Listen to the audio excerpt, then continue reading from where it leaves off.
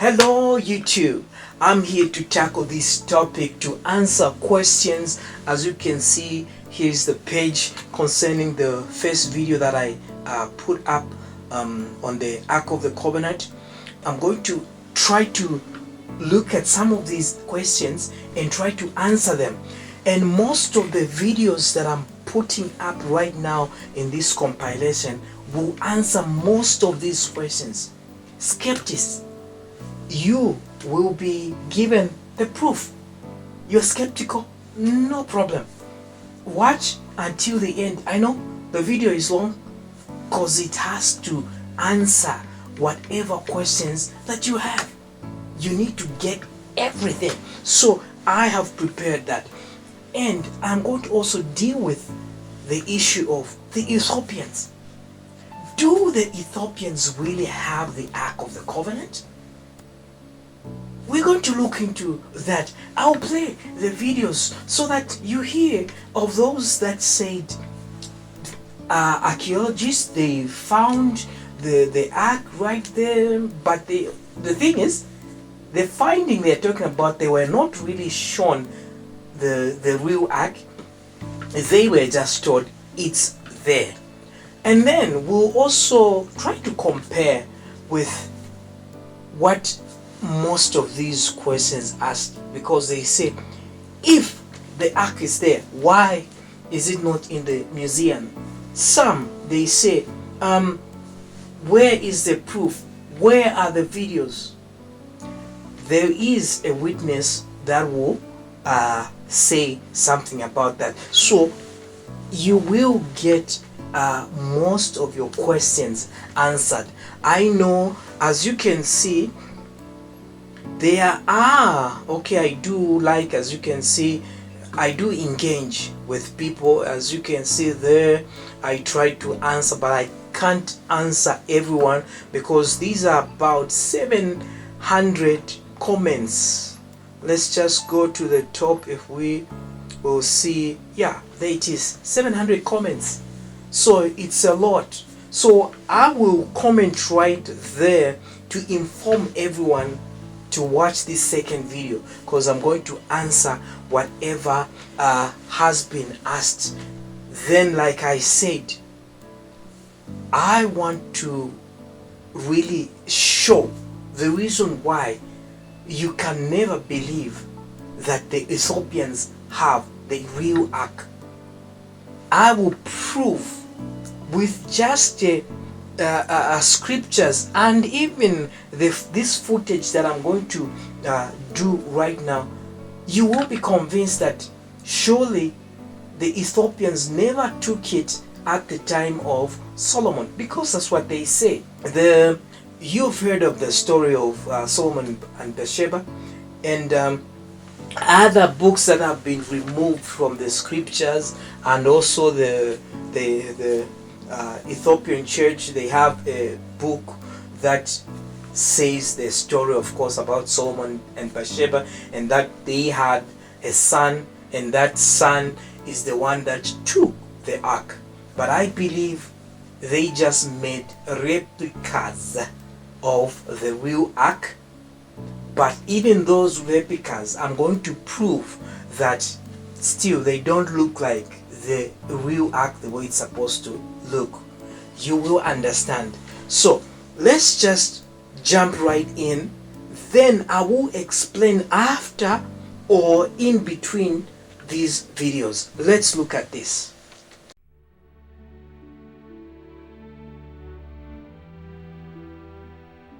For followers of the Judeo-Christian faith, the whereabouts of the Ark of the Covenant, a receptacle believed to house the 2 stone tablets bearing the original 10 Commandments, remains one of the biggest mysteries of all time.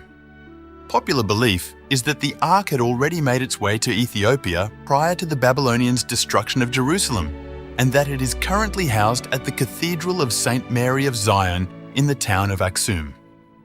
But the church leaders insist that no one other than the Ark's guardian should ever see it, and they've never even allowed an examination of its validity. The Israelites placed the 10 Commandments in a golden-covered wooden chest, according to the Bible. The Ark of the Covenant is a chest that may hold the rod of Aaron, which infamously became a serpent in front of Pharaoh's eyes, as well as a pot of manna, the food that the Israelites were thought to have received from heaven to sustain them as they wandered the desert. The Ethiopian Church of Our Lady Mary of Zion holds that the Ark of the Covenant was sent to Aksum for protection by the son of the Queen of Sheba and King Solomon, making it one of the most compelling claims to possess the Ark. Claims were also made by numerous other churches. The United States, Jordan, Egypt, Israel, South Africa, France, Italy, and Ireland are all potential sites for the Ark of the Covenant. Ron Wyatt, a Seventh-day Adventist, amateur researcher and explorer, asserted on January 6, 1982, that he had discovered the Ten Commandments and the Ark of the Covenant hidden beneath the ruins of ancient Jerusalem.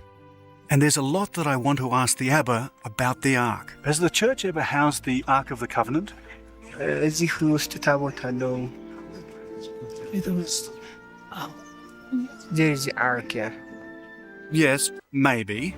But I thought the genuine Ark, the one taken from the temple in Jerusalem, was supposed to be in Lalibela.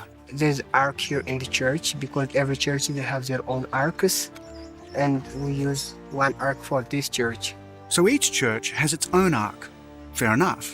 But isn't there supposed to be only one Ark? The one brought down from Mount Sinai by Moses. Has this been the resting place of the central Ark? ታቦቱ እዚህ ነው አሁን ያለው። Okay, right. But isn't there some confusion?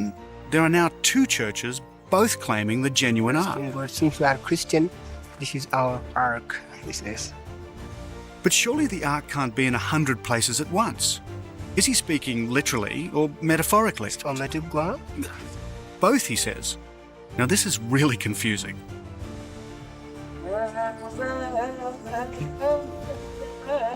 The Abba shows me the Bethlehem Church. It was built by people from Israel in the 3rd century, he says, by foreigners who wished to protect the Ark, and it's well protected.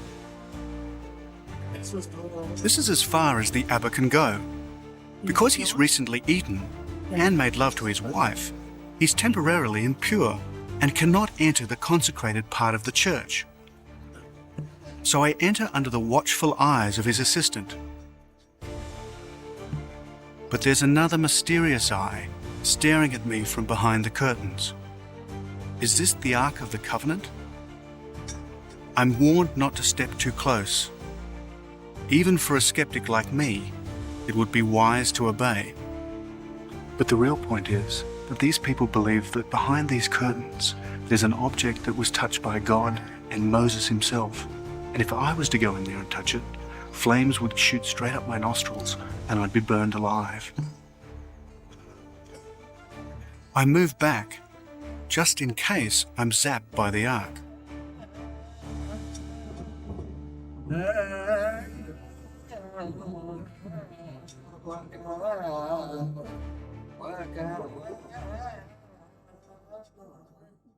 Is it possible the famous Ark of the Covenant is in Ethiopia, like many Ethiopian Christians believe? Hi, I'm Aaron Goel, an archaeologist and coin expert. One of the biggest mysteries in Bible archaeology is, where is the Ark of the Covenant?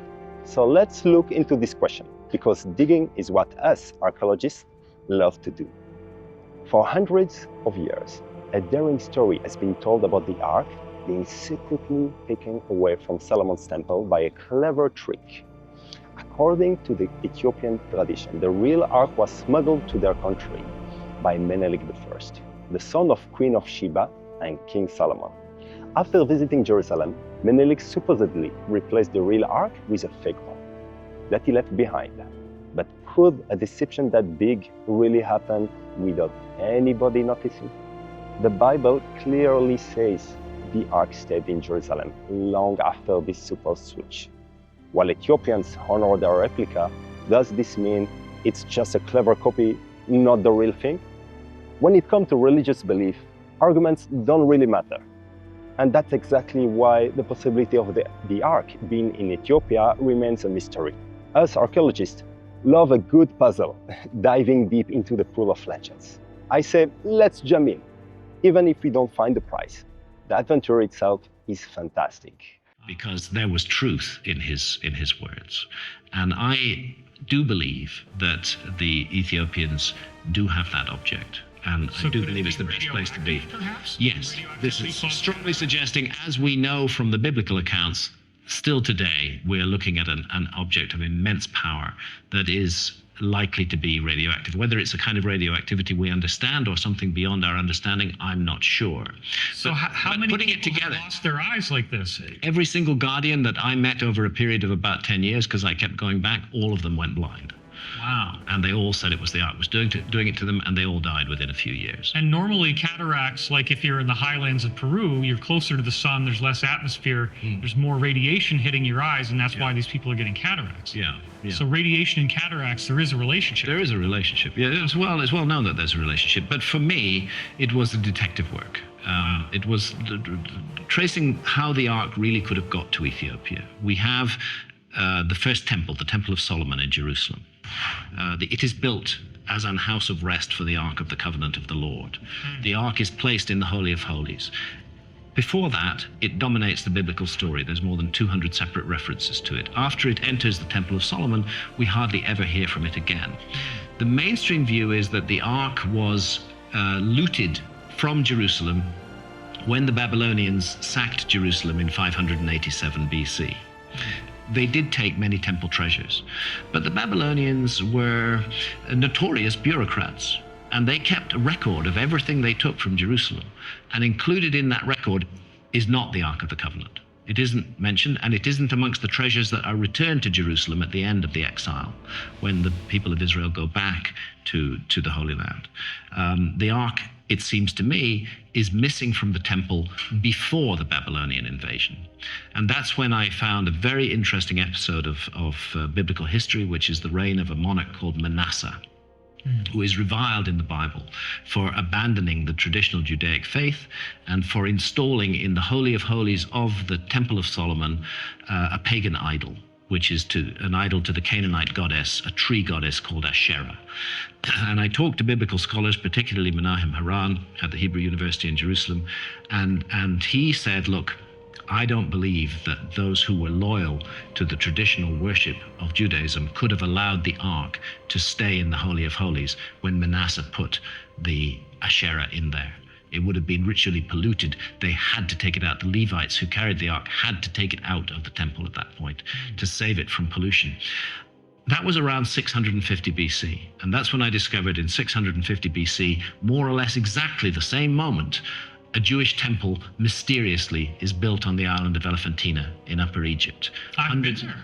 Exactly, near the modern town of Esfa. Very bad electrical system that blew out. The Ark is still at work. But this is a mystery. For another temple to be built in the first temple period outside of Israel, Right on that time. cannot be explained unless that temple was built to house the Ark of the Covenant.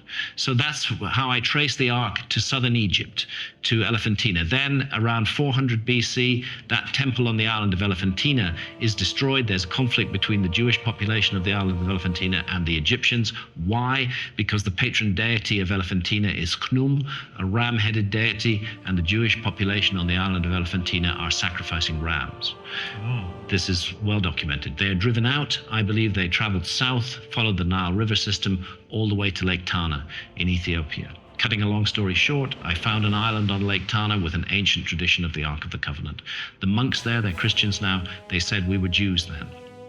The Ark was first brought here. They showed me ancient structures that had been part of the housing of the Ark on the island of Tana Kirkos. And then they said, when Ethiopia converted to Christianity, which it did around 200 years after Christ, one of the first countries to become Christian, the first Christian king, King Izana, sent his army to Lake Tana and took the Ark off to Axum, and it's been in Axum ever since. That's the argument. It's a trail of circumstantial evidence. Wow. There's more to it than that. We don't have time to go into it all now. Anyway, it's in my book, The Sign of the Seal. But I can't absolutely prove that the Ark of the Covenant is in Ethiopia, but I think Ethiopia has a stronger case than anywhere else. And it's the only place in the world which has a living tradition of veneration of the Ark of the Covenant to this day. Everywhere else, the ark is a lost object, forgotten in the past. In Ethiopia, it's the center of religious culture, and weirdly, that's a Christian religious culture, venerating a pre-Christian relic. Every single church in Ethiopia has a replica of the Ark of the Covenant or of the tablets of stone in its Holy of Holies. And if that replica is removed, the church is deconsecrated, and it gains its sanctity by reference to the original Ark of the Covenant that they say they keep in Axum. I think there's great merit to the Ethiopian claim, and I'm very glad that the Ark is hidden away in the highlands of Africa and not on the center of the world stage, causing chaos. Where did Graham Hancock find the Ark of Covenant? Graham Hancock states in his theory that the Ark of the Covenant was taken from Solomon's temple during the reign of King Manasseh and transported to Elephantine Island along the Nile. He further deduced that the Ark eventually rested in the Church of St. Mary Zion in Axum, Ethiopia. Hancock supports his theory by pointing out archaeological evidence of a temple on Elephantine Island and the discovery of the Elephantine papyri, which he interprets as indications of the Ark's presence on the island. Hancock's theory has faced criticism from scholars who question its evidence and credibility, with some dismissing it altogether. Critics argue that Graham Hancock's theories fall outside the mainstream academic consensus. While he presents intriguing ideas and draws connections between archaeological findings, scholars do not universally accept his interpretations and conclusions. Additionally, Ethiopian Jews hold a different belief regarding the arrival of the Ark of the Covenant in Ethiopia. According to their tradition, during King Solomon's reign, the son of the Queen of Sheba, Menelik, took the Ark from Jerusalem with divine assistance. It is believed that upon reaching adulthood, Menelik left to rejoin his mother, taking the real Ark with him. In contrast, a forgery was left behind in the temple in Jerusalem. However, Hancock dismisses this traditional theory, stating that the Ark arrived in Ethiopia nearly 500 years after the famous visit of the Queen of Sheba to Jerusalem.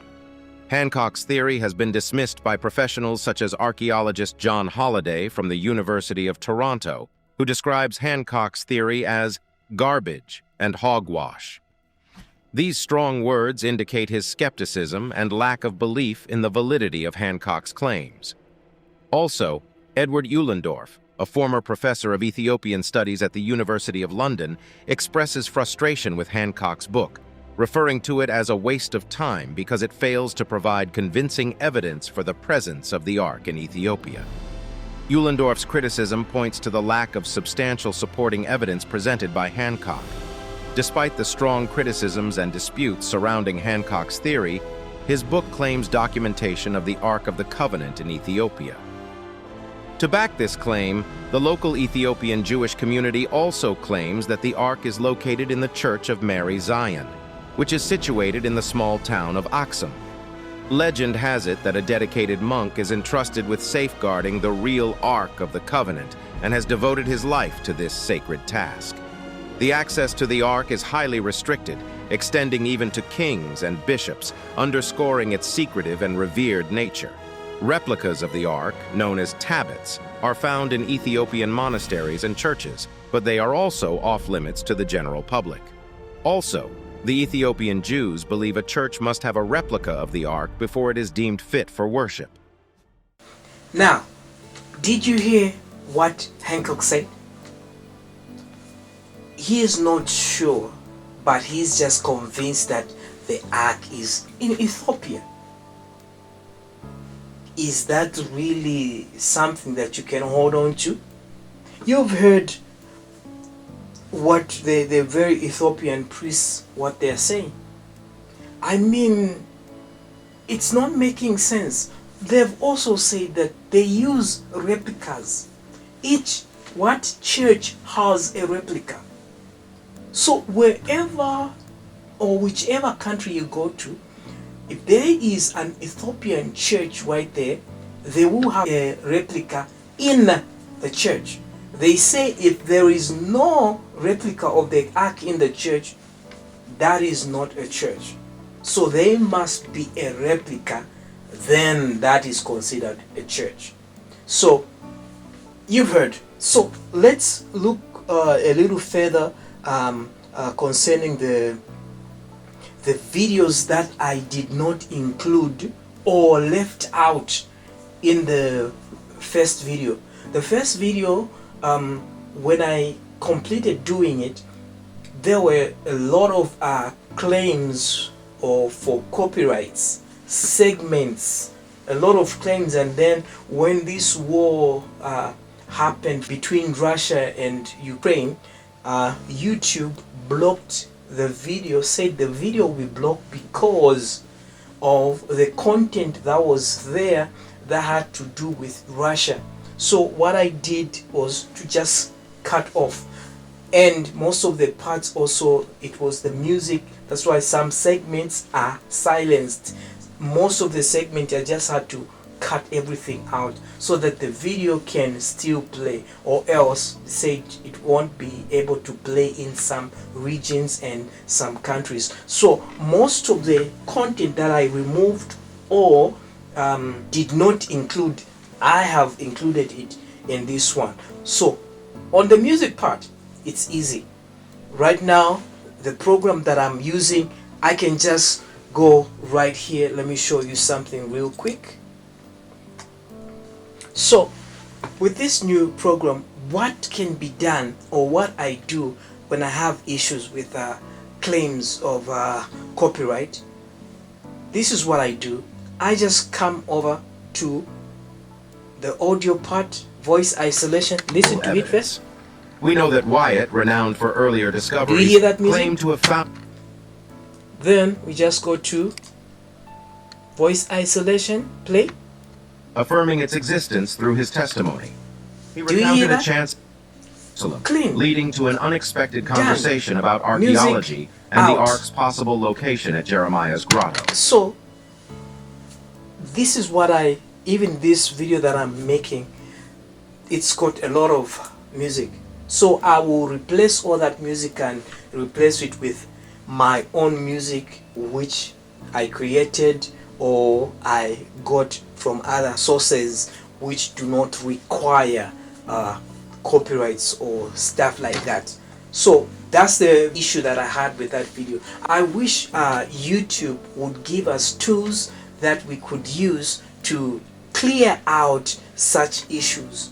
When a video has issues, I mean, it's easy, but I don't understand why they don't do that, because it's as easy as just online, right there, online, go online, cut a few segments, replace those segments. This voice isolation, there are a lot of software for audio editing that can do such very thing for voice isolation. I mean, YouTube can just buy one of those smaller programs. Let's move on. Let's listen to the other parts that I left out, or new parts that will give you information. I'm telling you, these will answer all of your questions. Those who wanted to know why is the ark still underground, you are going to find out right here. So let's jump right in.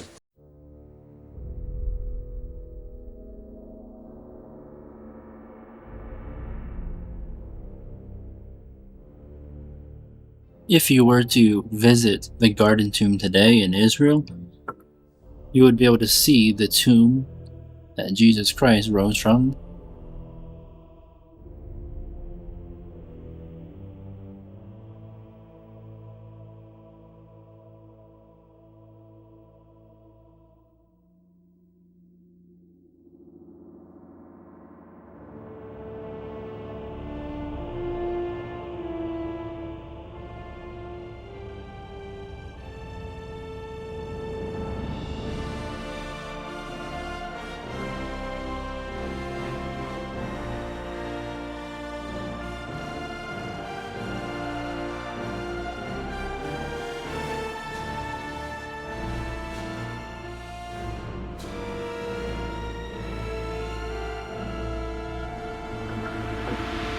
And you can also see the place where they covered up Ron Wyatt's excavation, the place where Jesus was crucified.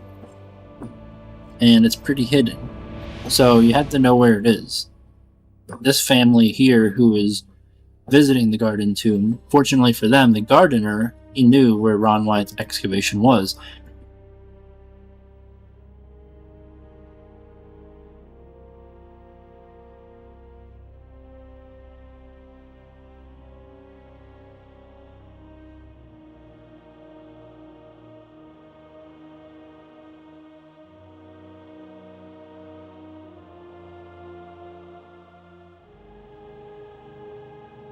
Says there's three witnesses in the earth: the blood, the water, and the spirit. So the blood and the water came out of the side of Jesus.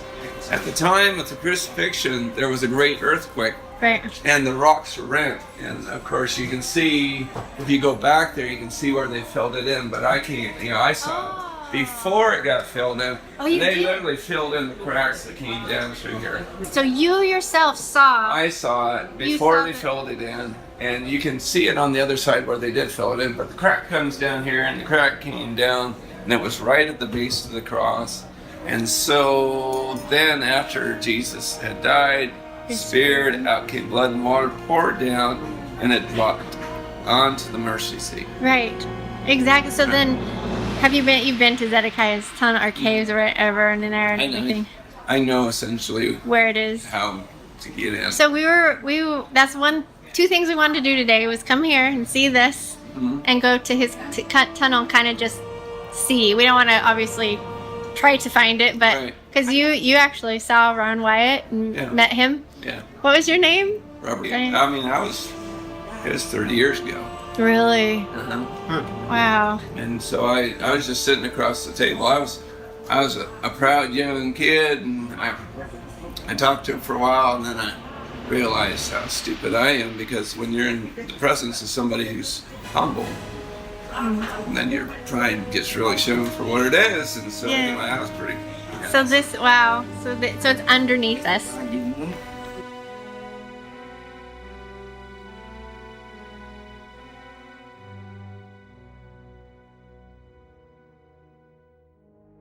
This is the Ark of the Covenant, and why people don't understand that. I guess they don't understand the covenant. They don't understand the blood. They don't understand what God was doing. Right. The reason we have the freedom and the spirit that we have is because the blood's down on the ark. It was supposed to anoint the ark. I know. And that's what made it so that we can have the spirit, because it's holy. I heard that they sent 6 people in to try to pull that out of there. Yeah, and they died. Right. Do you know why? They weren't allowed to be in there yet. Papa said no. But do you know why? Within their more. They would profane the ark. Yeah. Well, what's profaning the ark? Well, what's on the ark? What's on there? The blood is. What's the blood doing? It's speaking a better thing than that of Abel. All right. Right here, I have to pause it. Going in or touching the ark is some real dangerous issue. That is why Hancock, if you heard, for him his explanation is scientific. He's talking about some form of radiation. You see, this is the issue with scientists. They want to explain the power of God into a scientific or according to what the mind can understand. My dear, the things of God, you can never use the mind. You can never understand using the mind. Now, let us look at the scriptures that talk about people that got in trouble touching the ark. So, we'll go to 2 Samuel 6 and verse 6. And when they came to Nahon's threshing floor, Uzzah put forth his hand to the ark of God, and took hold of it, for the oxen shook it.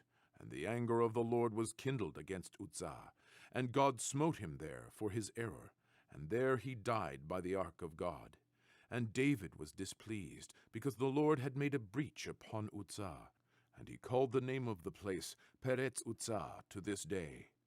Here is the thing. The oxen stumbled. Uzzah thought the ark was going to fall. So what did he do? he reached out and touched it. And the Lord just struck him right there. Let's go. Let's go to 1 Samuel. Here is another place. The Philistines did what? Had taken the ark. Now listen to this. And the golden rats, according to the number of all the cities of the Philistines, belonging to the 5 lords, both fortified cities and country villages, even as far as the large stone of Abel, on which they set the ark of the Lord, which stone remains to this day in the field of Joshua of Bethshemesh. Then he struck the men of Bethshemesh, because they had looked into the ark of the Lord. He struck 50,070 men of the people, and the people lamented, because the Lord had struck the people with a great slaughter. And the men of Bethshemesh said, Who is able to stand before this holy Lord God, and to whom shall it go up from us? So they sent messengers to the inhabitants of Kirjath-jearim, saying, The Philistines have brought back the ark of the Lord. Come down and take it up with you. Imagine a group opens the ark and looks into, and God strikes 50,000. Now you are asking why they haven't gone to get the ark. You will hear in the videos coming up what happened. They tried. Those people that went in, they died. You will hear the proof. So it's not that it's easy as you just go grab. My dear, this is what I say. I wish there was a way you can convince the Israeli government, say, this, they say they can get the ark, let them go in. My dear, will also prepare or tell your family to prepare for your burial, because you're not coming out. So that's why Hancock said, oh, it was some form of radiation, whatever that kills people. No, my dear, it's the power of God. It's about holiness and God accepting you. If he hasn't chosen you to go and enter where the ark is or touch, you are dead. You saw the young man that entered into the cave, came out with fear. Why? Because you can't. You can't. There's still power, because the ark is just not some mere thing. It's literally the place where the presence of God still dwells on earth to this day. So let's continue. And the thing is, it's the throne of God in the earth, as in heaven, so on earth. We got something rocking. I say rocking, but we got something going on here. This is, to understand, that won't be messed with until that which restrains him is taken away. Exactly. And when that happens, we're going to have hell revealed on this earth. Mm-hmm. And that's the great tribulation. Important witness that is going to be an important witness. Right. That blood on the ark, so that has to be preserved until the time's right. Must be. Yeah, and then when the abomination of desolation is when the dude, the man of sin, sits on the throne and proclaims himself God. Right. So whatever he does to profane, because that's what the devil's always trying to get into the midst of something to profane it. I'm so thankful to run into you guys. Yeah. Yeah, this is have confirmation from someone else. We try to tell our friends this, and they just don't. They just don't want to believe it because it's too crazy. So if you're wondering why they're so interested in Zedekiah's cave, it's because Ron Wyatt found the entrance. There's an actual tunnel that'll take you right to the Ark of the Covenant chamber, and it's sealed off right now because Israel sealed it off. And then you can also see a wall that Ron Wyatt is standing in here, and let's take a closer look at this wall.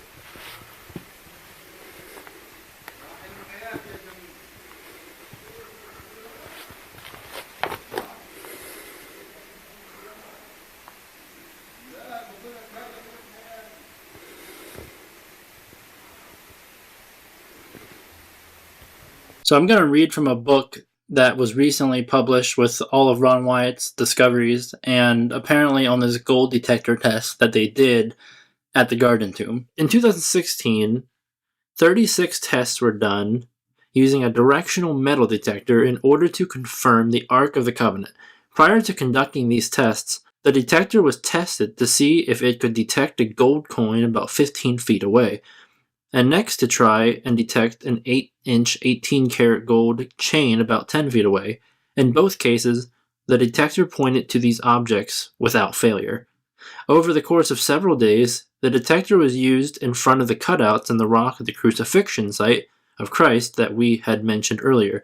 Below this area should be the Ark of the Covenant.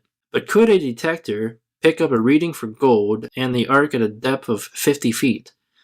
Tests were done in front of the rock escarpment about 20 feet away, then at 45-degree angles, then over to each side. In every test result, the detector pointed to the correct location of the Ark. After receiving these readings, the detector was positioned over the spot that should be the center of where the detector had been pointing. When placed over this spot, the detector began to spin, meaning the gold is directly below. This was still another confirmation. When moved away from this spot several feet, it would point back to where the Ark should be. It repeated this time after time without failure. The idea then came that the detector should get a real workout. How about trying it from 65 and 100 feet, respectively, from 3 different directions? Could the detector still find the Ark? First, it was positioned at the overlook for Skull Hill, that is a raised platform at about 100 feet from where the Ark should be. Amazingly, it once again pointed to the Ark. Next, it was positioned 65 feet directly out from the rock face, and once again it pointed to the Ark. Finally, it was positioned 100 feet toward the entrance to the Garden Tomb grounds, and once again it pointed to the Ark. In order to get these long-distance test results, there would have to be a large amount of gold in that location. All in all, there were 36 test results. Every test that was done with the detector confirmed there was gold in the direction of the Ark as reported by the late Ron Wyatt. There were no tests that contradicted this site. End quote. So you can see it's starting to spin because the guy is going over that spot again. And whenever this guy goes over that spot, it spins. And whenever he's not at that spot, it points back to that spot. Now, I have to admit, this was one of the most difficult things to research out of all the stuff that I've looked into when it comes to Ron Wyatt, because these metal detectors, or as they're more properly known as frequency detectors, have a lot of fake scam versions floating around on the internet. And it was very difficult to determine if this is actually something that could possibly be real at all. And once I asked my wife, she looked into it, she actually found out that these things can be real. It's just really rare because people are not looking for giant amounts of gold like this thing would find. If you're going to find a random piece of gold underground, you're not going to, like, where are you going to look? This thing is not going to work very well for finding a little piece of gold that's buried into the ground like most people are going to randomly find, if they find anything at all. This is the video that my wife found from a channel where the guy can actually build the thing himself, it seems. He demonstrates how the detector will always point back to the gold coins, and then it'll start spinning once it's above it, just like in the Ark of the Covenant video. Notice how when he pulls the device back away from the coins, it stops spinning and it starts pointing, but when he gets closer to the coins, it starts to spin again because it's right over top of the coins. It's right over top of the gold. This whole time it was spinning was right over top of the coins that he planted there. This shows that this type of device is real and it does work. And I do believe this is a very strong confirmation that there is a massive amount of gold below the site where Ron Wyatt claimed the Ark of the Covenant to be. Now, there's more.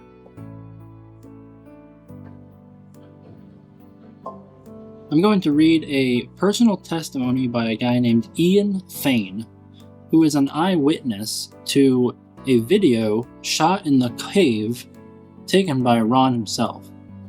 So let me just start reading. This is, by the way, from an email correspondence that he had made with arkdiscovery.com. This may be an appropriate time to mention publicly that I and several other Christians have watched with our own eyes a video which Ron shot inside the cave before the furniture was rearranged. The crack in the roof was clearly visible with the blood still on it. The table was there in close-up, and many piles of skins. The ark was there, but was covered by a brilliant white light, which hid it from the camera as Ron panned around the cave. To the best of my knowledge, there is only one copy of it in existence, Ron's original, and it's not in America now. It's in a safe place of the Lord's own choosing, to which I once took Aaron Sen, who has met the keeper but has not viewed the tape. I was an eyewitness of Ron's tape of the inside of the cave. I wasn't with him when he shot it, but I saw the tape not very long afterwards. Ron himself was keen that the tape should be seen widely. Events turned out otherwise, however. But for what it's worth, I'm happy to answer any questions I can about the tape and what I saw on it. I last viewed it some years ago, and my visual memory is not great. I'm far better with words. However, by the same token, my visual imagination is pretty bad too, which is probably a good thing for this purpose. My sole purpose in mentioning it here was to help strengthen the faith of some here whose confidence in Ron's word may have been shaken by doubts. How long is the videotape?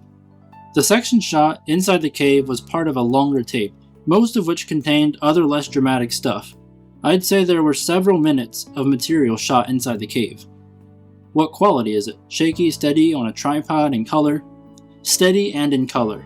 From what I can recall, I'd say it was almost certainly shot using a tripod and a single camera light, which Ron moved about in between shots from one part of the cave to another so as to get pictures of the contents from different angles.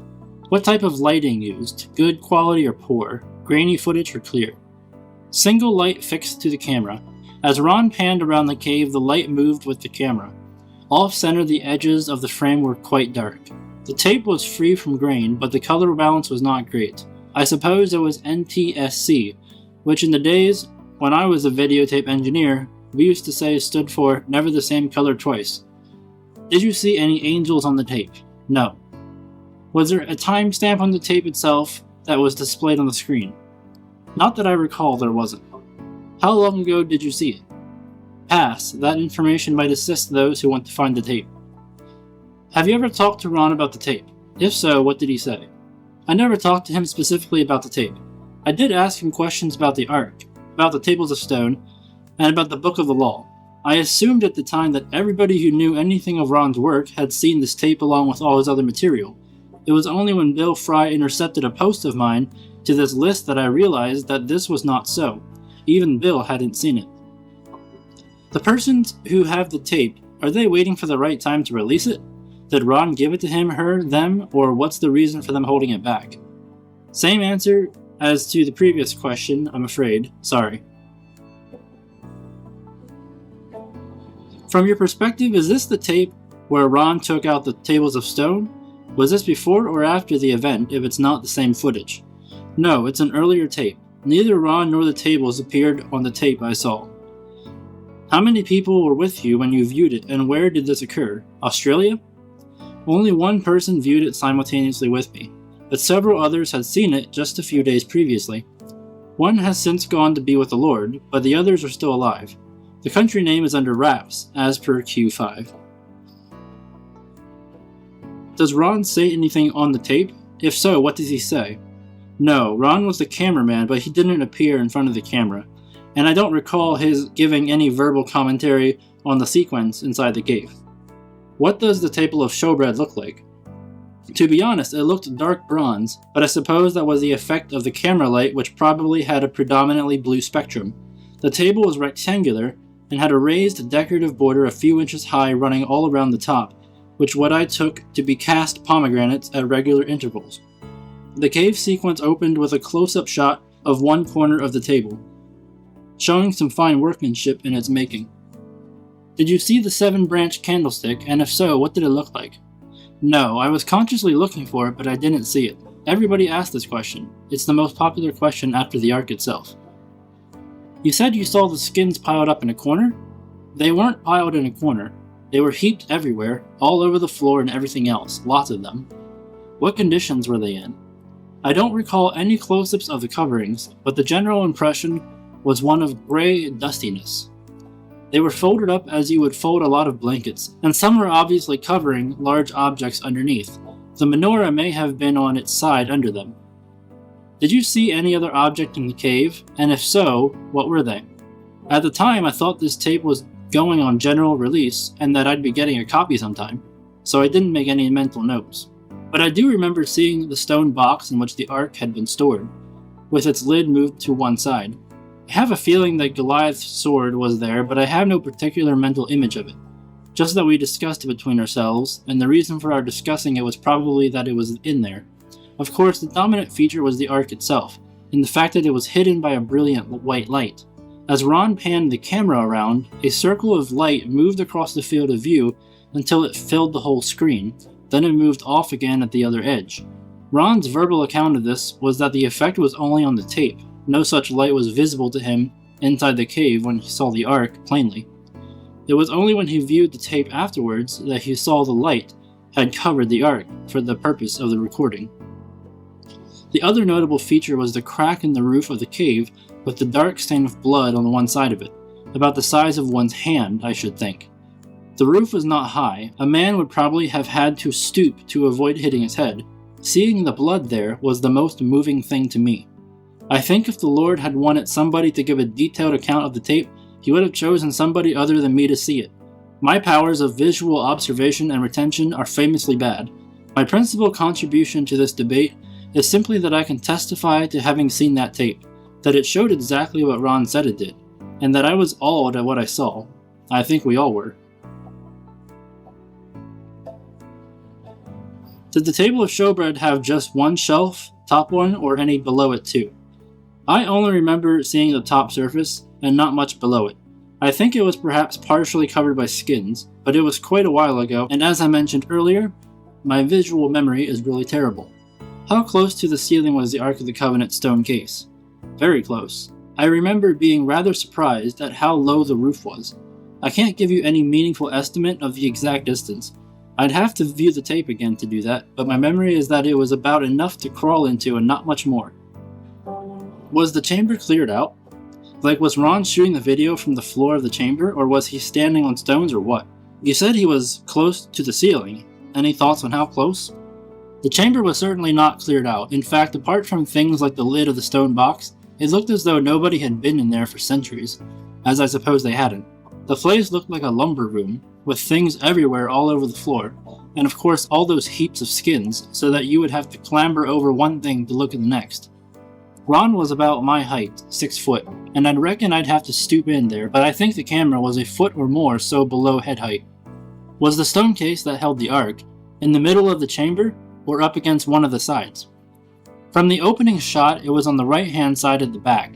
If the camera was central, that is, but what with there being so many objects in there, only those in front of the camera being illuminated, and the light in front of the Ark disorienting things a bit, I couldn't swear to it. However, my memory is certainly that it wasn't in the center of the cave. I think it was close to a wall at the back. Did you see any openings into the chamber or the shape of the chamber? No, because of the limited lighting, that wasn't possible. Did it look like a high 8 video or something older? Actually, it didn't look too bad, all things considered. It was a difficult situation for an amateur shoot. I was never into amateur video. I worked with B&W 1-inch tape and 12-inch reels, so I couldn't guess which system it was. The picture quality seemed rather better than some of Ron's other stuff though, so maybe he had taken particular care to get a hold of a good camera. Does the keeper of the video still have the tape? I guess he certainly could, but amazing as it sounds to us here, he has forgotten the cave sequence completely. As Aaron San and I discovered when we called upon him for the express purpose of having a look at it, in Aaron's case for the first time. Now in the context of our uneventful little lives, that sounds hard to believe, that anybody to whom these things mean so much could actually forget such a unique thing in his possession. This man is a spirit-filled believer in the Lord, and is deeply appreciative of the significance of these matters. He supported Ron, and contributed significantly to Ron's work, so he isn't ignorant, but he is a man to whom strange and sometimes dangerous things just happen. The same was true of his father, so it runs in the family. I have said sometimes that if and when World War III breaks out, it will be 6 feet away from where this man happens to be standing at that moment. A bit like being the guy who happened to be standing next to Crown Prince Ferdinand when he was shot in 1914. This man has about a dozen of Ron's tapes, but he has not sat down and catalogued them, and to do so would necessarily take up a fair bit of time. His wife too is the CEO of a multi-million-dollar business. I hope I have given you something of the picture.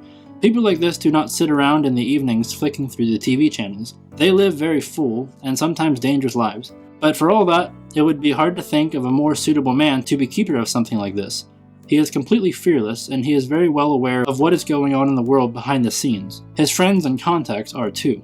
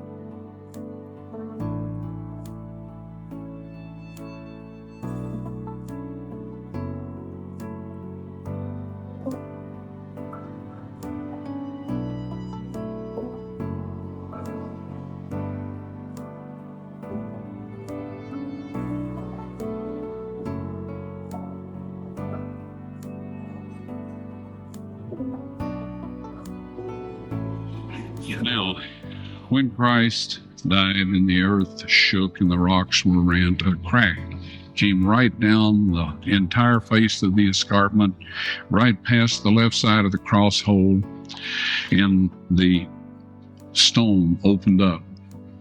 Down below, 20 feet below, God had arranged for the Ark of the Covenant with its mercy seat, if you please, his earthly throne, to be positioned right down there 600 years before in 586 BC, when the Babylonian army destroyed the city. When the centurion stuck his spear in Christ's spleen and probably left ventricle to make sure he was dead before he gave the body to Joseph of Arimathea, when he pulled that spear out, the separated platelets and serum of the blood of the Son of God gushed out, went down through that crack onto the mercy seat. And that ratified the Old Covenant and the New Covenant. The fourth trip I made into this chamber, it was spotless. The furnishings were set in perfect order. The Ark of the Covenant, however, had been placed against the wall, the end of the cave. The end of the cave was a beautiful crystal radiating the colors of the rainbow. Now, I know New Age and all that goes in for rainbows, so do homosexuals and all of that. But God used it first, all right? It's around his throne, and it's around his earthly throne. Now, there's no veil in this setup, so it is the earthly, it's God's temple on earth, or his residence where he once dwelt. Okay, we pause it again right here. Dear people, if you are a Christian, please do not support gay lifestyle. Why do I say that? Gay lifestyle. First, what's the word they use? Pride. Look at just some images of their marches on the street. Do you see that? Oh, this that they do. And look at, I want to concentrate so much on the colors of the rainbow. the covenant, when God destroyed the earth with water, he made a covenant with Noah that he would not destroy the earth using water. And he gave a sign and says it's what? A rainbow. And then Satan, because he wants to more like poke God and make God angry, using humans, he goes, gets the very covenant and said, look God, these very people, you are saying that they are stumbling over your covenant. Now let me show you the most dangerous thing why I say Christians should not even one little bit say it's okay for someone to be gay. Because once you say that, you have already accepted that whatever they are doing is all right. Even these, you have already accepted all of this. Let me show you. Ezekiel 1 and okay, let's just put it 26. And above the firmament was over their heads was the likeness of a throne, and the appearance of sapphire stone. And upon the likeness of the throne was the likeness as the appearance of a man above upon it. And I saw as the color of ember, and the appearance of fire round about within, from the appearance of his loins even upwards, and from the appearance of his loins even downwards. I saw it were the appearance of fire, and it had the brightness round about him, as the appearance of the bow. Other translations say the rainbow that is in the cloud on a day of rain. Even this you still understand is talking about the rainbow. Now people, this is dangerous. The accuse. How about mocking God? You can never, God never created anyone to be gay. Never, ever. Pride. This image that I showed you right here, this is all mockery. Forget about love. What love are you talking about? What love are you talking about? This is mockery. This has nothing to do with love. Let me show you one image. Okay, during the edit I will show you, because right now it means I have to go try to find.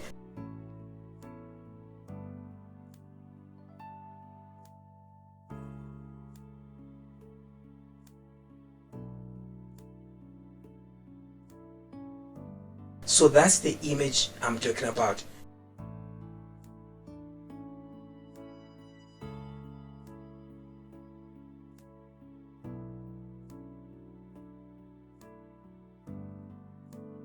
Now, look at this pride.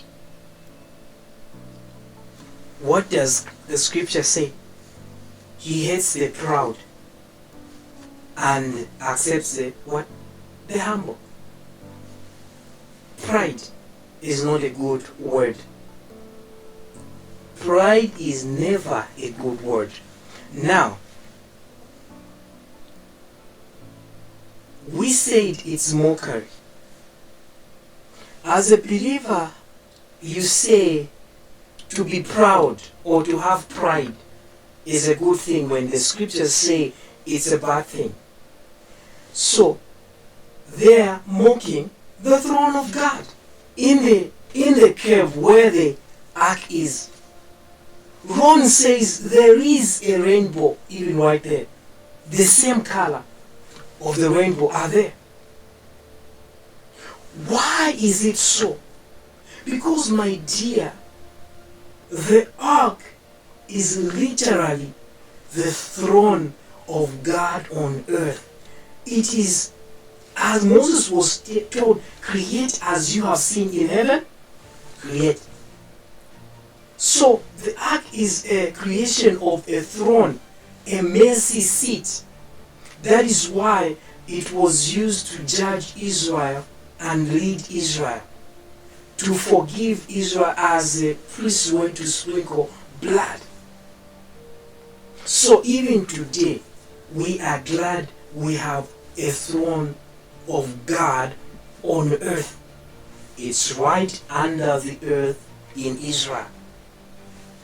The colors of the rainbow that we see in the sky, they are on the ark. They are over where the ark is right now, and even the throne of God in heaven. That rainbow is there. And then now you want to mock God with all this evilness. Let us continue. You have sinned.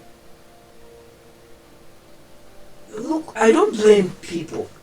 It's Satan who deceived people. Why did he pick the rainbow?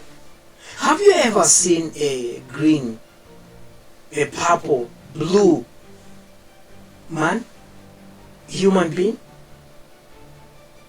This has nothing to do with the complexion of humans. Even though today you say there is a white and a black man, there is no white man, there is no black man. We have pink and we have, this is brown, this is brown, this is brown. So there are the colors.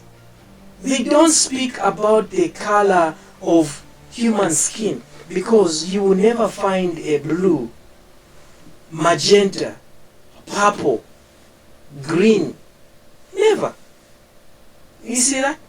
So this has nothing to do with that these are colors or the complexion of human skin. So let's continue. And anyway, when I found it like this, there were 4 young men standing in there. And I started to say, you know, what are you doing here? And I froze. I couldn't move, couldn't breathe, couldn't do anything. One of the people said, we are the 4 angels that have been taking care of the ark since Moses put the tables of stone in it, right? And they instructed me to set up my video camera with the tripod, aim it at the Ark of the Covenant, and they went over, lifted the mercy seat up. I don't know how heavy it is. I've never tried to lift it, but it's solid gold. And the angel said, take the tables of stone out of there. God wants everyone to see those. I took them out. All right. They put the mercy seat back down over the Ark of the Covenant. I backed away a little bit. The angel came, got the tables of stone, put them on a rock ledge inside the chamber, and I was then instructed to take a sample of the blood from the mercy seat, have that analyzed, and I did everything the angel told me to do.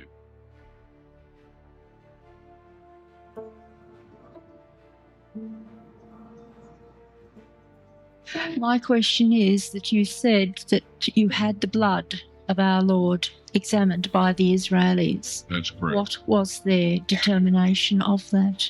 Okay. Real quickly, okay. Dried blood is dead blood. Everybody knows that, all right? They can test the blood of the pharaohs, the mummies of the pharaohs, all right? There's certain things they can do. They cannot get a chromosome count by any method I'm familiar with, all right? Things keep changing. I don't profess to know everything.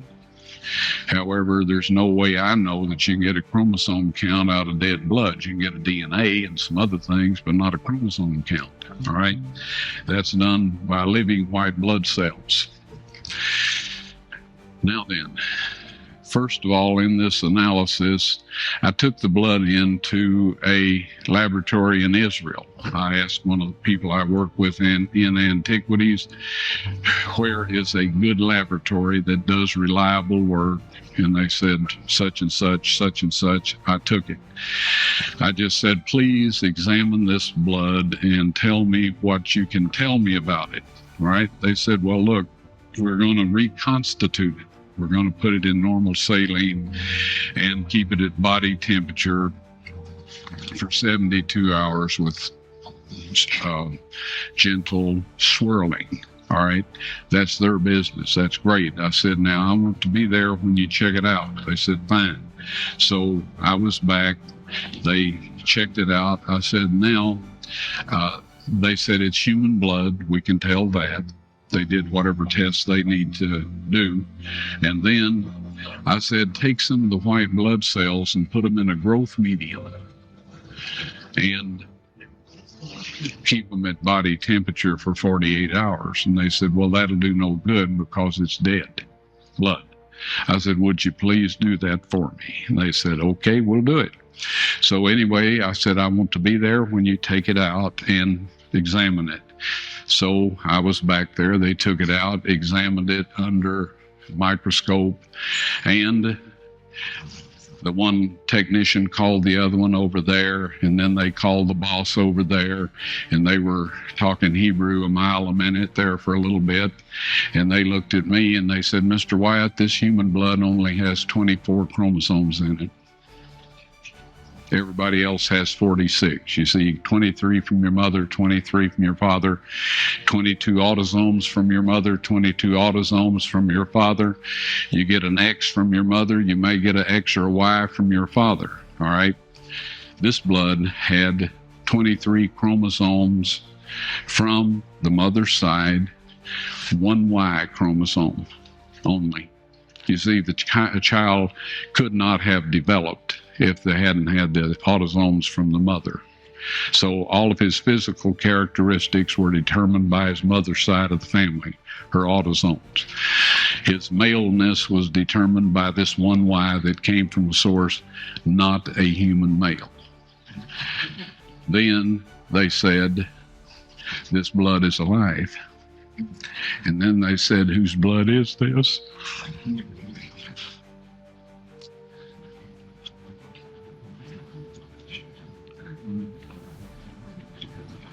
I said, it's the blood of your Messiah.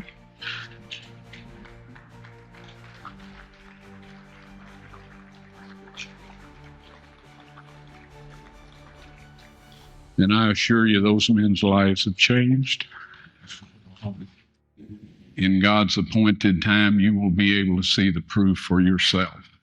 So I went home, prayed, and asked the Lord to help me understand why the Ark of the Covenant might possibly be in that place. I was impressed to read the history of the conquest of Jerusalem, and in this 2 Kings chapter 25, it says that Nebuchadnezzar built forts against the city round about. That, in modern language, is a siege wall. Now, this meant that nobody could take anything out of the city or bring anything in the city. So the Ark of the Covenant had to be hidden in the city, under the city, or inside the siege wall. All right? Well, we don't know for sure where the Babylonian siege wall was located, but we know where Titus's siege wall was located. All right? Catapults had the same range back in Nebuchadnezzar's time as they did in Titus's time. And they always built these siege walls out of range of the catapults that were defending the city. So we know where it had to have been. And from that siege wall, people could not observe, watchmen walking the wall, the siege wall, couldn't observe somebody bringing something out into that cliff over there.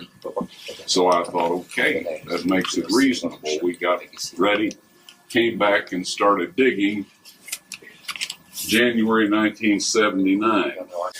And January 6, 1982, at 2 o'clock in the afternoon, I found the Ark of the Covenant. All right, you would not believe the amount of stone and dirt and everything we had moved. There was the little Arab guy that was letting us eat at his restaurant. He was a full-grown man, but he's about that tall and small, petite.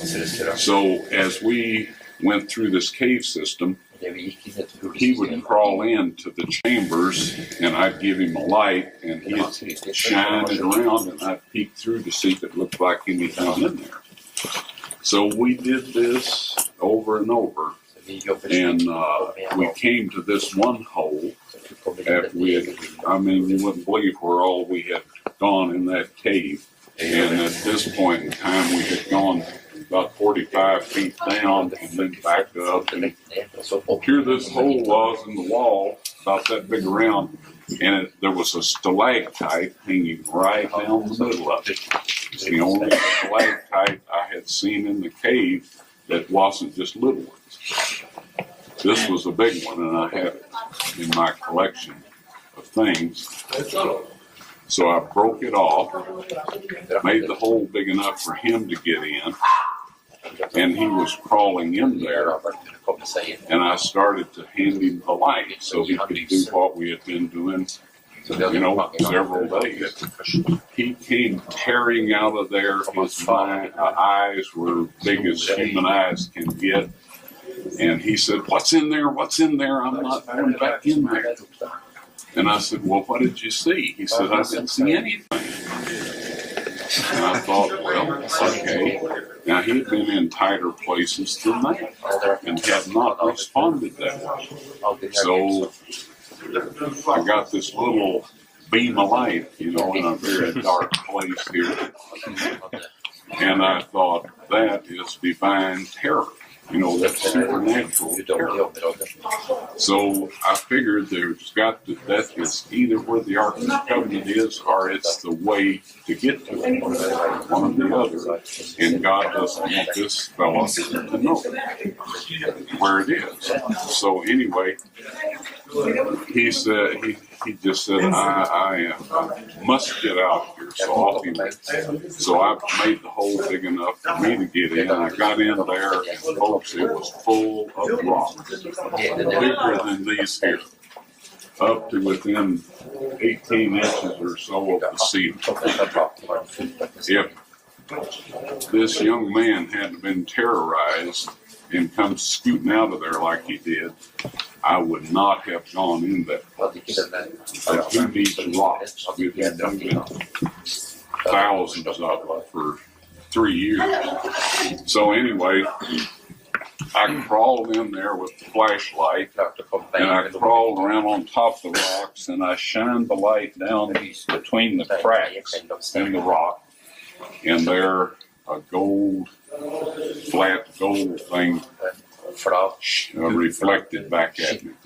So I moved over and shined down through another. There was 2 reflections, one here, one there, and one over here. So I knew it was a flat gold top. And I thought, the Ark of the Covenant. I forgot about the cherubims, sitting on top. They'd have been poking up through if that was the top of the mercy seat. But anyway, I started moving these rocks, and I stuck them everywhere I could. By the time I got down to that gold surface, I had them behind my shoulders, leaning back against them, and it was the table of showbread. Well, hey, that's not a bad thing, huh? But anyway, I was looking for the Ark of the Covenant, and it was only then that I took time to carefully examine the rest of the chamber. See, I had just crawled in, took a quick look, and started checking down under the rocks. So as I moved the flashlight along the wall, I saw a stone box sitting against the wall about this low, this much space between it and the ceiling. The lid was broke, slid around, and right above it was a crack, was dark, brown-looking material at the bottom on the bottom of this crack, and I was able to see the top of the lid of the box. On both sides of the broken pieces was more of this brown stuff. All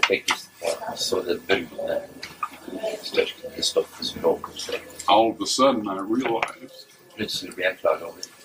I was sitting in front of the Ark of the Covenant, and that Christ's blood had come down.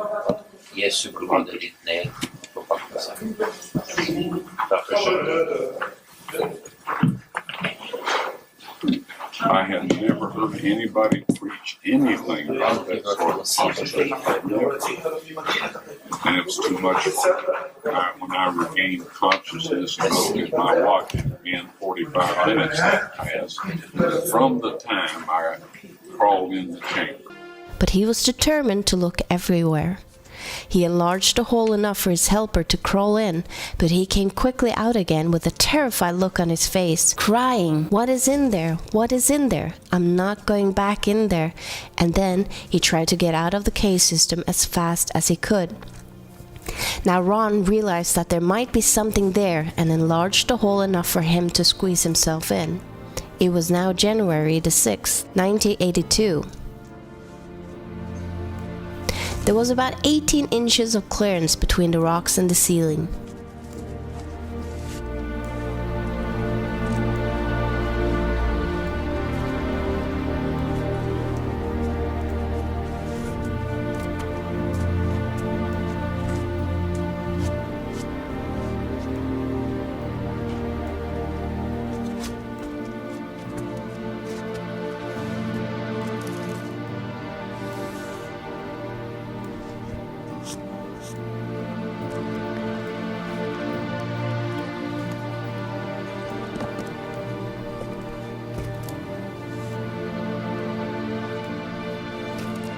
Ron started shining his flashlight down through the rocks to see if there was anything underneath.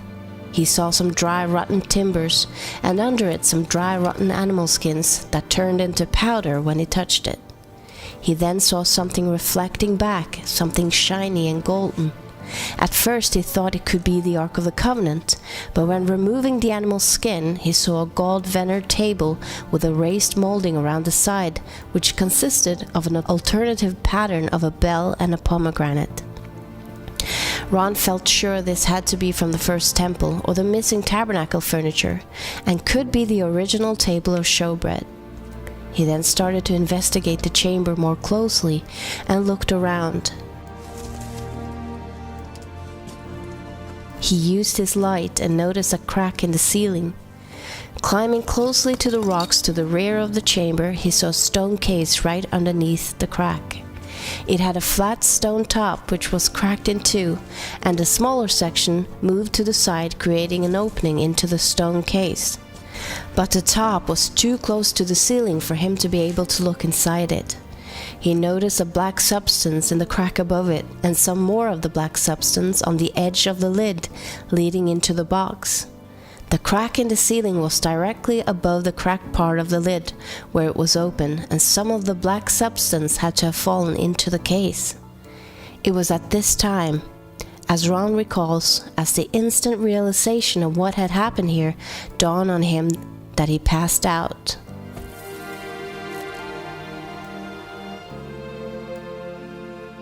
When he realized that the crack in the ceiling was the end of the crack extending from the crosshole found in the elevated platform many feet above him, and the black substance was blood that had fallen through the crack and into the stone case, he knew the ark was in the stone case. But the most overwhelming realization was that Christ's blood had actually fallen on the mercy seat on the Ark of the Covenant.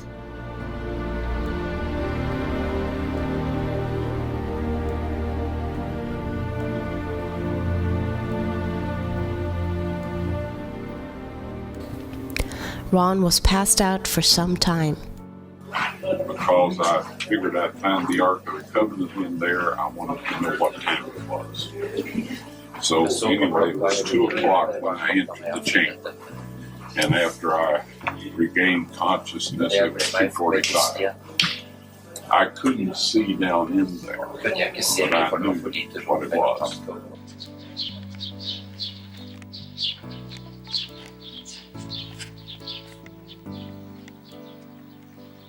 Ron continued to persist and spent every spare moment and every spare dime in his search for the tunnel. Perhaps it was inevitable that the day would come when he became discouraged. Someone uninvited showed up when he arrived to resume work there.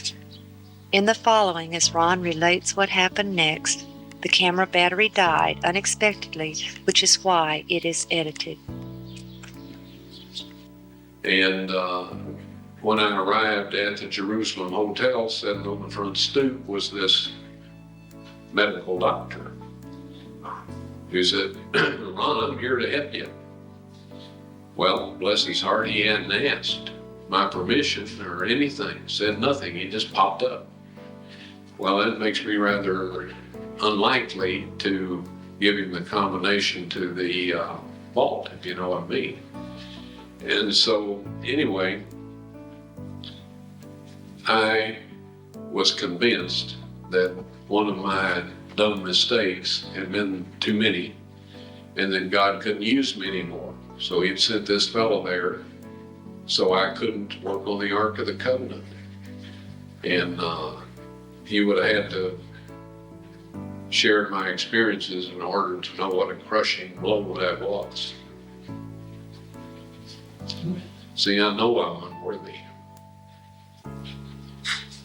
And I thought, okay, finally you messed up and you're out of it. I said a little prayer. I said, Lord, I'm sorry. If there's anything I can help, whoever you want to finish the job, just let me know and I'll do what I can. Well, I couldn't work on the Ark of the Covenant with that guy around, so we volunteered to clean the garden tomb. In the back part of it, there was about 100 years worth of garbage and one thing and another that had just been thrown back there over the years. So we hauled out of there something like 20 big truckloads of trash. And it was hot that September, blistering hot. And I had gotten a little fan to get some air stirring, and the fan died. Well, added on the rest of my miseries, that was almost too much. You know, you remember the story of Jonah and his gourd vine? I could sympathize with him at that point in time. Anyway, I told everybody else, I said, look, just find you a shade somewhere and eat your lunches.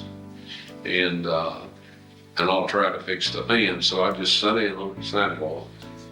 Anyway, I was sitting down there working on this fan, and a voice said to me, God bless you and what you're doing here. So I looked up, and this being was up on this landing, the top of those stairs. Looked exactly like I figured Christ would have looked. And the outfit that he had on was not exactly like the Muslims wear today, but it was closer to that than it was anything else I had seen. So I said, are you from around here, sir? And he said, no. And I said, well, then you're a tourist. And he said, no. And I thought, well, he doesn't want to talk with me. Obviously, I didn't know what else to say. And then he said, I'm on my way from South Africa to the New Jerusalem. Well, that certainly eliminated a whole lot of possibilities there. Immediately, that proved that he was a heavenly being. And I just sat there, didn't say anything, and he looked at it, just continued to look at me. He said, God bless you.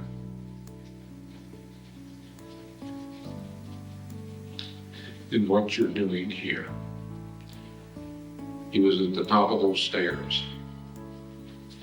And he walked right back that little short sidewalk to the right of that big pine tree and headed for the front gate. Well, this doctor of all people was the only one in earshot.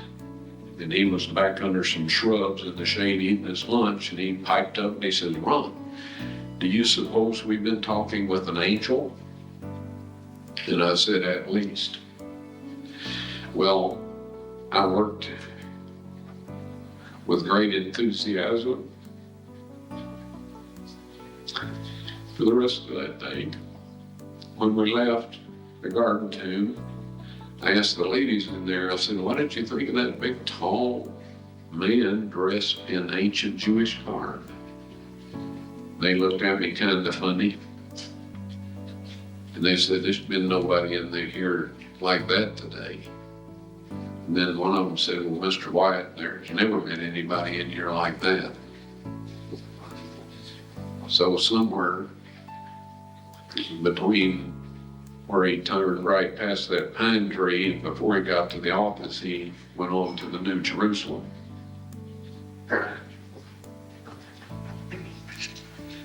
The uninvited guest eventually left, and they were able to resume work for a brief time.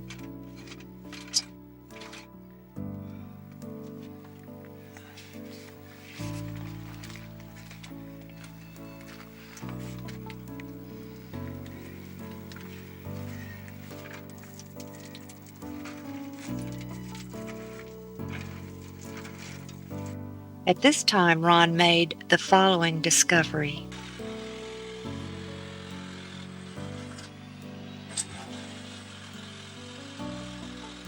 Just a brief look around the surrounding areas here to identify the location of this site. Down the left, of course, is down where the work's being done in the excavation. As you hear the electric jackhammer, we have been probing around up here by the cross hole, and just immediately to the left of the film container, you see some dark pigmented material. Now this appears to be dried blood, but we do plan to put some of this in the film case and take it back and have it analyzed and see if it is blood. Now this is right under the cutouts where Christ was crucified and near the cross hole that we believe to be the one he was crucified on.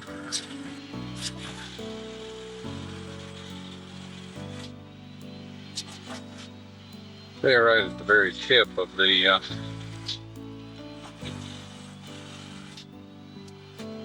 tab, there's some more of this real dark material.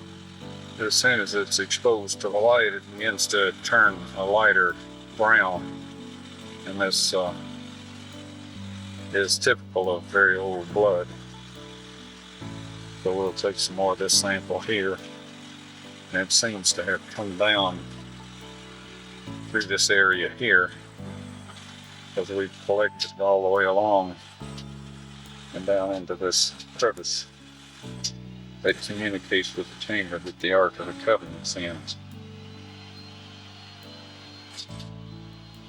It comes right down through here and down this way and around through a crack right in here and down through this area.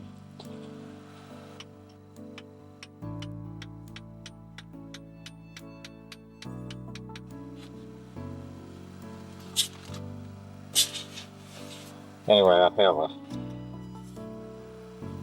several samples of it that I have taken.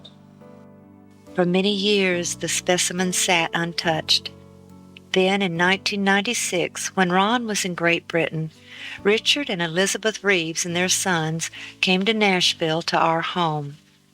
Richard had a new, unique, and very powerful microscope he wanted to show us. Ron Wyatt claimed to find the blood of Jesus Christ.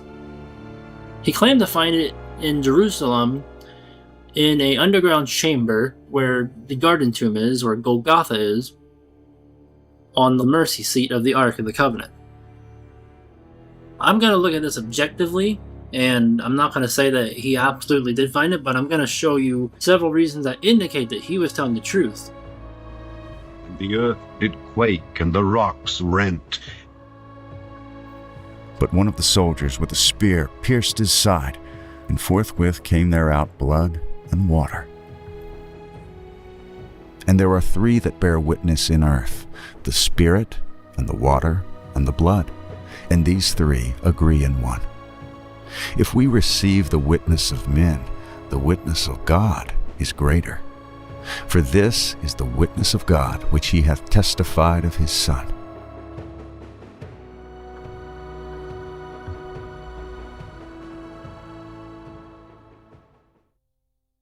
He later came back to the cave and managed to confirm that it really was the Ark of the Covenant. He informed the Israeli government of the discovery, but was told to keep it quiet. But Ron could not stay silent for long. Ron visited the chamber several times and reported that several items were in there in addition to the Ark of the Covenant in the stone case. The 7-branch candlestick holder with their lamps from the original sanctuary, the golden altar of incense, the table of showbread, a golden censer, an ephod, a mitra with an ivory pomegranate on the tip, a brass shekel weight, oil lamps and a brass ring, and a very large sword.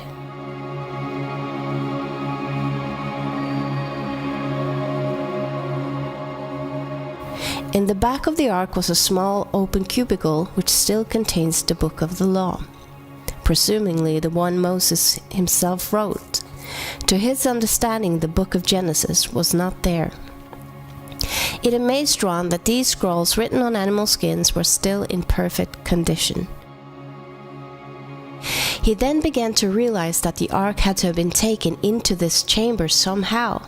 It couldn't be where he entered because he had cut through a stone to get in. Removing some of the stones, he found a larger entrance going south towards Zedekiah's cave on the other side of the road, where the cherubim had been found.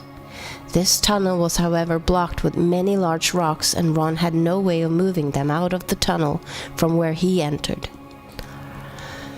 Ron had a laboratory in Israel analyze the blood remains he had found in the crack and on the mercy seat of the ark. The result shocked them beyond anything.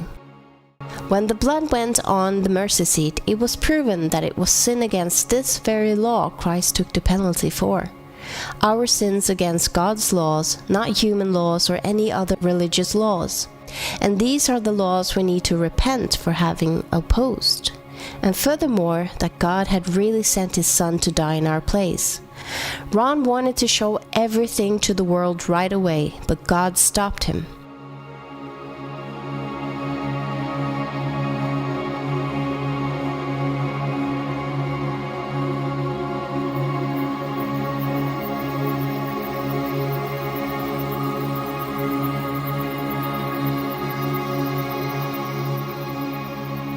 On his fourth visit, the chamber and tunnel were all cleared up and the furniture arranged in their order.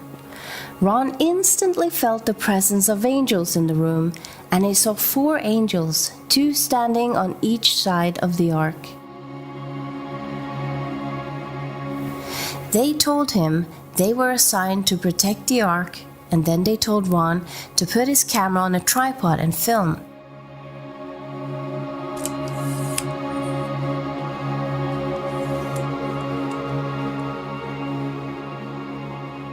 They lifted the mercy seat and helped him take out the 10 Commandments written on the 2 tables of stone.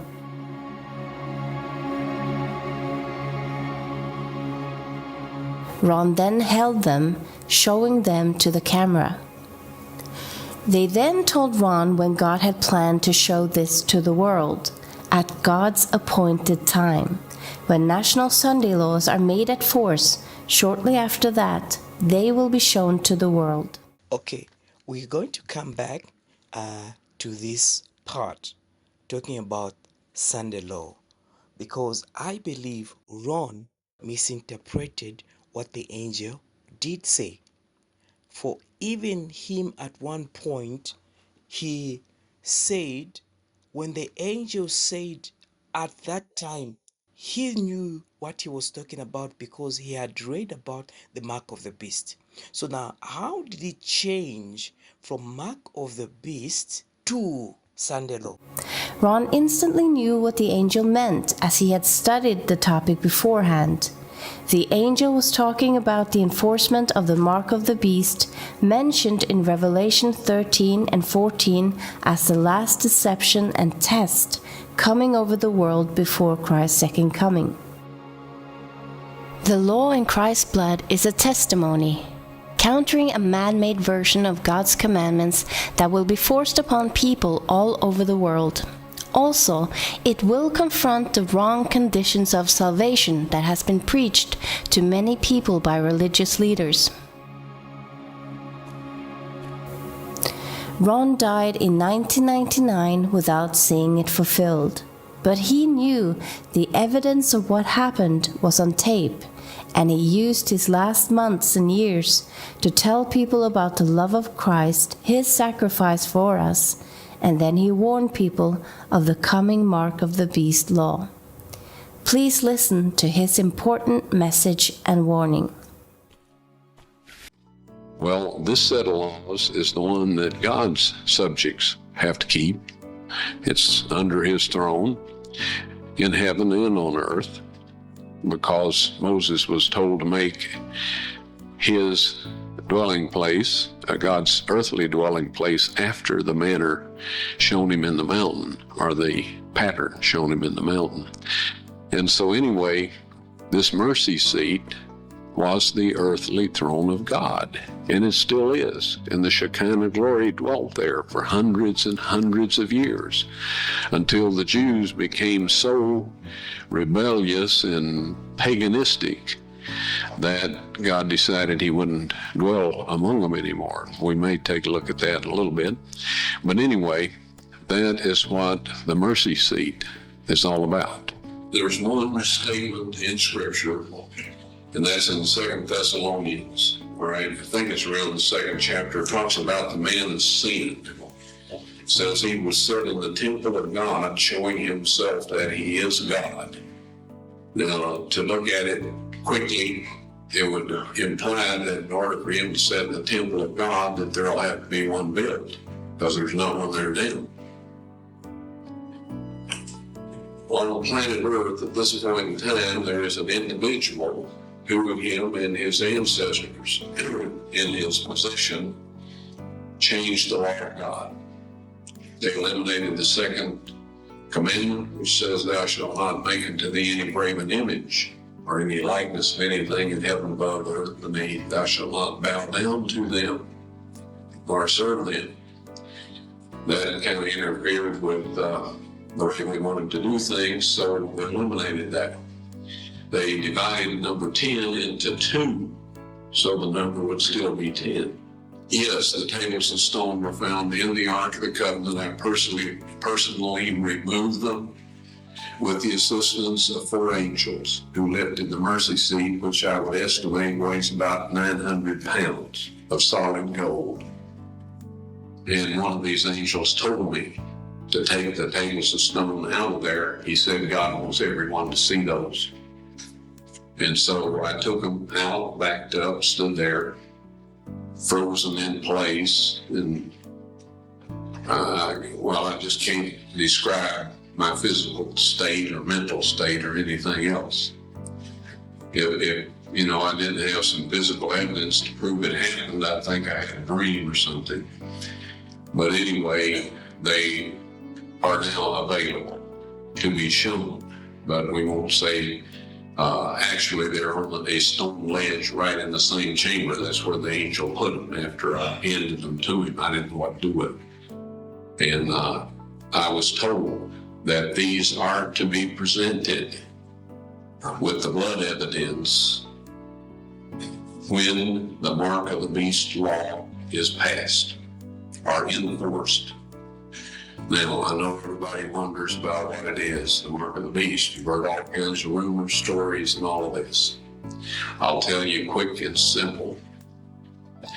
If you keep the 10 commandments that God wrote upon those tables of stone, and about which he says in Psalms 89:34, those of you that are writing down text, you'll want this one. Psalms 89:34. He says, "My covenant will I not break, nor alter the thing that has gone out of my lips." He spoke the 10 Commandments from the mountaintop. He wrote them in stone, and he says, nothing will change, right? If you keep that law, you will receive the seal of God. Soon there will be a set of man-made laws, best intentions, surrounded by a barrage of salubrious soliloquies and sepulchral solicitudes. That's all kinds of stories and all this instigated by the devil to make you think that this is the best thing that ever happened to the human race and that you could just ought to go along with it voluntarily. These man-made laws will require that you break God's 10 Commandments. Christ said of the Pharisees, "For it is in vain that they do worship me, teaching for doctrines the commandments of men." If you keep those man-made laws and break God's 10 Commandments, you will receive the mark of the beast. Nobody has the mark of the beast at this point in time. You can only get it after that those laws are enforced. Now, is that hardly when a bunch of man-made laws are passed and enforced that require you to break God's 10 Commandments, the penalty for not keeping those laws is that you cannot buy or sell. That is the mark of the beast. A location foretold in the Bible. The journey began with an altar stone protruding from a cliff. The stone is believed to be remnants of an early Christian church, possibly dating back to the 1st century AD. For Wyatt, this stone served as a marker, signaling the significance of the site. Further exploration revealed 4 holes in the stone, believed to be where the Romans positioned wooden crosses for crucifixions, including the one holding Jesus. Wyatt claimed one hole, slightly higher, marked the location of the thief crucified alongside Jesus. At the heart of Wyatt's claim lay a square-cut stone acting as a plug within a crosshole. Removing this stone revealed a crack in the rock, which Wyatt associated with biblical references to rocks being torn apart in grief. Even after Wyatt's assertions and documentation attempts, including photos and movies, his evidence faced challenges, as he claimed God obstructed their exhibition. Despite the skepticism and disapproval from biblical scholars and leaders in the Seventh-day Adventist Church, his findings have sustained interest in biblical archaeology. Beyond the Ark, Wyatt asserted uncovering over 100 biblical relics, including Noah's Ark remnants, stones from its anchor, the tombs of Noah and his wife, the Tower of Babel site, and even Jesus' blood in a fissure caused by an earthquake. However, skepticism loomed large, with experts and leaders within his own church dismissing his claims. To confirm Wyatt's claim, some explorers even took it upon themselves to visit Jerusalem. When they got to Jerusalem, they were led to the Church of the Holy Sepulchre, where they explored the tomb.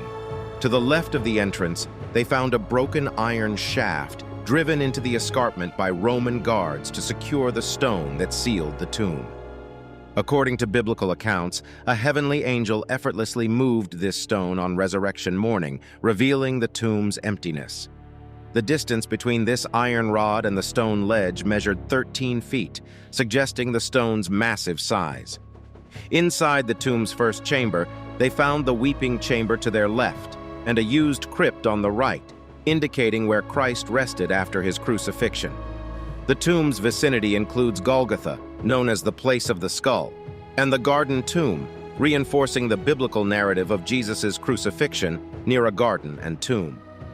Exploring further, they saw the limestone escarpment, likely the location of Golgotha, which bore Roman cutouts, horizontal slots, and a large cutout likely used for displaying signs during crucifixions. a fissure or crack running through the escarpment connected to these cutouts, possibly relating to the scriptural earthquake upon Christ's crucifixion. Then now to the revelation of Ron Wyatt's discovery of the Ark of the Covenant, although they didn't present any visual evidence. We know that Wyatt, renowned for earlier discoveries, claimed to have found the Ark, affirming its existence through his testimony. He recounted a chance encounter in Jerusalem, leading to an unexpected conversation about archaeology and the Ark's possible location at Jeremiah's grotto. Wyatt initially went diving for chariot parts, but fate had other plans. He felt this calling, a sense that he was meant to be in Jerusalem. But what he thought he was supposed to do there was completely different from what ended up happening. So he was at home when he read about the city being surrounded by a single wall in 2 Kings chapter 25. That's when he got a gut feeling, maybe even a supernatural nudge, that the Ark might just be in that very place. He started digging around this cliff wall, and lo and behold, he found the cutouts where they likely posted the sign, "Jesus of Nazareth, King of the Jews." And then he discovered the cross holes right at the base of the cliff. It turned out that the area was an ideal spot for crucifixion. The Romans had picked it for its traffic, making it a more visible and impactful execution spot. Now, Wyatt wasn't just randomly digging around. He had a permit from the Israel Antiquities Authority for this excavation, though it wasn't public knowledge due to the sensitive nature of the work. Critics questioned if he ever even worked there, but the evidence suggests otherwise. He had quite the team too, working both above and below ground. He also referenced the Book of Maccabees, which might not be a holy book per se, but it does have some historical nuggets. According to Jeremiah's prophecy in Maccabees, he hid some sacred items in a cave and sealed them up, waiting for God to reveal them in due time. Now, here's where it gets intense. Wyatt claimed that during Christ's crucifixion, when the earth shook and the rocks split, a crack formed in that very cliff, extending down to a spot about 20 feet below, and the Ark of the Covenant was down there, situated just right to catch a bit of Christ's blood that flowed through the crack when the centurion pierced his side. When Wyatt found the Ark, it wasn't just sitting there like a forgotten relic.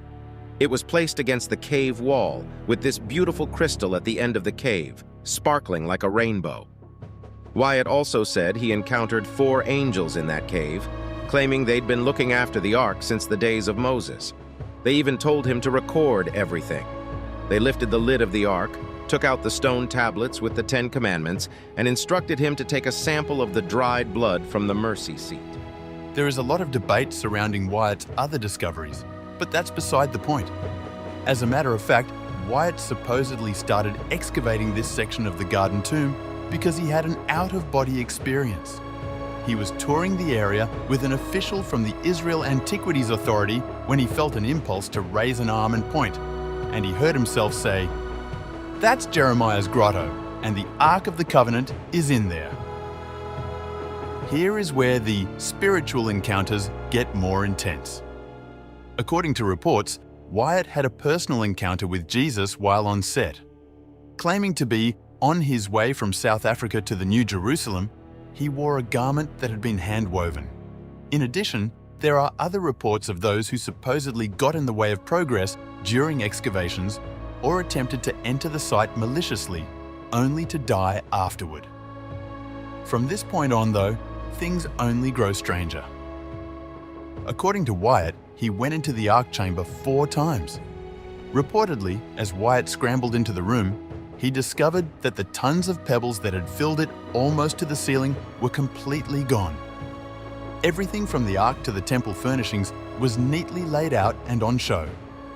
4 celestial beings who had been guardians of the Ark since its secrecy 2,600 years ago told Wyatt to start shooting.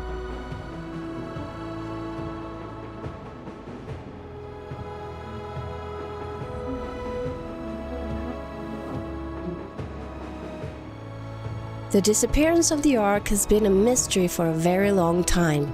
All the sources mentioning its hiding place were written long after its disappearance and is clearly based on either legends or even guesswork. The last time it was mentioned in the Bible was when King Josiah ordered it to be placed back into the temple. But we also know that Babylon conquered Jerusalem in Josiah's son's days well over 35 years later. One interesting thing about this is that there is no mention of the ark, although other items that was taken are mentioned. However, the Book of the Maccabees that came several hundred years after it went missing claimed that the ark had been hidden at the mountain where Moses saw the promised land before he died. The Book of Baruch, an even younger book, claimed that God let the earth beneath Jerusalem swallow it up and that the ark would surface again at the end times. And medieval literature claimed the ark had been taken to Ethiopia, and some 20th century speculation included Egypt and even Ireland. But what the ark is and where it is might actually be connected. The main function of the Ark of the Covenant was to be the governmental seat of God in his earthly temple.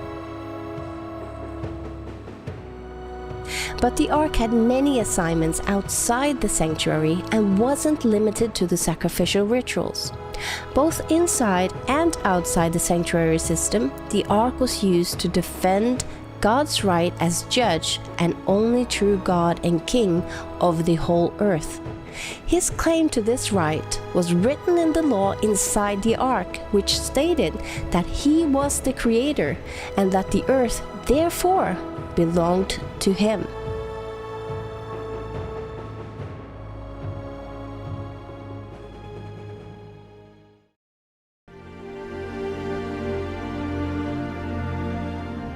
The God of the Bible said, "The ark of the Lord of all the earth.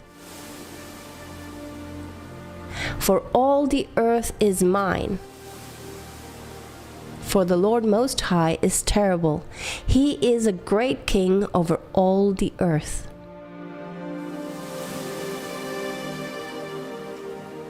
That is why the ark went in front in the war against the city of Jericho. Even though this city didn't accept him as God, or being the supreme authority on earth, he could still judge and sentence them. Although Nebuchadnezzar, the great leader in Babylon, didn't worship the God of Israel, both he and other kings and great nations in those days were still judged by God. The Assyrians, the Midianites, Canaanites, Egyptians, Ethiopians, Philistines, and many other nations who rejected God as their God was still judged according to God's standard. When the last king of Babylon mocked God and God's temple, he was sentenced by the Lord by the means of a hand writing his judgment on the wall in front of everyone in the room. God shows that no matter what religion or ethnic background you have or belong to, you will be judged according to the standard of the Creator and not by your own moral standard or the moral standard of your specific culture. One of the ark's functions was going before God's people in the wilderness and to lead them to their resting place. It was present when a dispute of authority about whom God's chosen was had to be solved. He went before them out into the Jordan River, so the river miraculously opened up for them, making them able to cross over to the other side. It took part in the confirmation of the covenant between God and Israel at Mount Ebal. And still, when Israel failed God and was conquered by the enemy, and the ark was taken from them, God used the ark to judge the Philistines and humiliate their gods so that they were forced to send it back again. In this situation, God used the ark as a status symbol of his kingship. Even when God didn't protect his backsliding people, he had protected the ark as it represented his authority. This makes it clear that no man needed to protect it and that God would keep it safe all on his own. This also eliminates the possibility of it being destroyed. The ark had been God's throne on earth, and the Bible says, "Thy throne, O God, is forever and ever." While Jeremiah had just witnessed Jerusalem and the temple being destroyed, he had something entirely different to say about God's throne. "Thou, O Lord, remaineth forever, thy throne from generation to generation." So what really happened to it? Jeremiah had been told by God that the city and temple were going to be destroyed. He was prepared, and so were many others. The most natural thing to do was to hide away their most sacred object, the Ark of the Covenant. A prophetic word on the end times in the Bible might have given us a clue as to where the ark would resurface. And it shall come to pass in the last days, and let us go up to the mountain of the Lord, for out of Zion shall go forth the law and the word of the Lord from Jerusalem.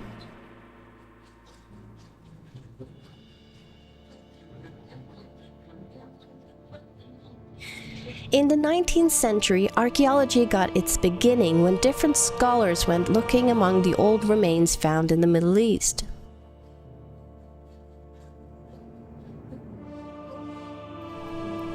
From tombs and temples in Egypt to historical records and biblical cities in Mesopotamia and Palestine, the Bible as a historically correct book was evident as ancient cities and nations mentioned there. Ancient writings from other nations confirmed scripture. Until then, even the city of Babylon had been a legend to many people until they recovered its remains. But Jerusalem had been inhabited since the ark disappeared. Many people had just built new buildings on top of the ancient ones. Thus, the old city became layers of history, one after the other.